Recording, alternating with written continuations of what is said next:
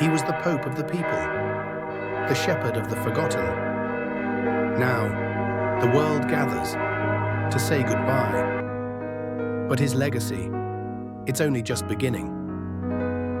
On Tuesday, the Vatican confirmed the passing of Pope Francis, a man who redefined the papacy with humility, compassion, and courage. He died from a cerebral stroke that led to a coma and heart failure. The funeral will take place this Saturday, right in front of St. Peter's Basilica in Rome. But in true Francis style, it won't be grand. It will be simple, quiet, and deeply human. Cardinal Giovanni Battista Re, Dean of the College of Cardinals, will preside over the ceremony. The rituals will follow new guidelines Francis himself approved just last year. On Tuesday, his body was placed in his Vatican residence, Casa Santa Marta, lying in an open casket, dressed in red and white vestments, holding a rosary. On Wednesday, the coffin will be transferred to St. Peter's Basilica, where it will remain for 3 days. Unlike past popes, his coffin will lie flat on the ground, not elevated, a final gesture of equality. Around the world, memorial masses began the moment news broke. From Sydney's St. Mary's Cathedral to Manila Cathedral in the Philippines, candles were lit, bells tolled. Flags were lowered to half-mast in countries like Italy, Brazil, Lebanon, India, and his homeland, Argentina. Political and religious leaders are expected to attend his funeral.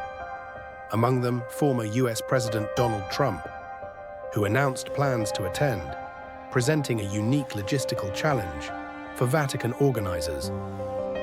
This could be Trump's first official trip abroad in his new term. But what happens after the funeral? Within hours of Francis's death, cardinals from all over the world began arriving at the Vatican. Soon the conclave will begin, a closed-door gathering to choose the next pope. Only cardinals under the age of 80 may vote, 135 men in total, tasked with shaping the future of a church with over 1.3 billion followers. The exact date of the conclave has not yet been announced. The Vatican has published Pope Francis's final wishes. He requested to be buried at the Basilica of St. Mary Major in Rome, the resting place of 6 previous popes.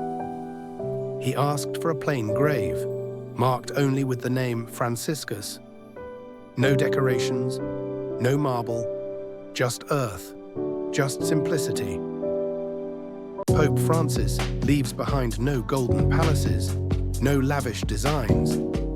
What he gave the world was something deeper. He opened the doors of the church to LGBTQ communities, spoke out relentlessly for the poor and the displaced, and made the climate crisis a moral issue. He appointed over half of the current College of Cardinals, reshaping the church from within, with voices from Africa, Asia, and Latin America. He challenged indifference. He welcomed everyone, and he made the world listen to the forgotten.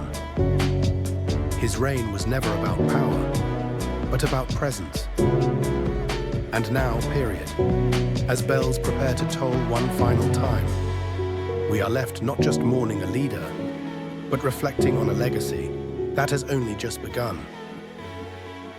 Will the next pope follow in Francis's footsteps, or take the church in a new direction? Only time will tell. But one thing is certain, the world will not forget the Pope who walked humbly and led boldly. Rest in peace, Pope Francis, 1936 to 2025. Subscribe to keep up with world-shaping stories